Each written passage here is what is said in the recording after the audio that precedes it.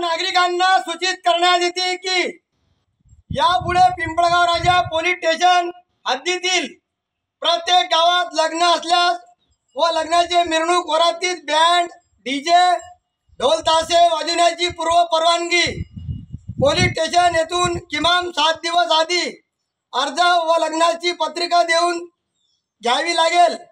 लग्नाच्या वरातीत बिना परवाना बँड डीजे ढोल ताशे वाजवून मिरवणूक मार्गात काही अनुचित प्रकार घडू नये।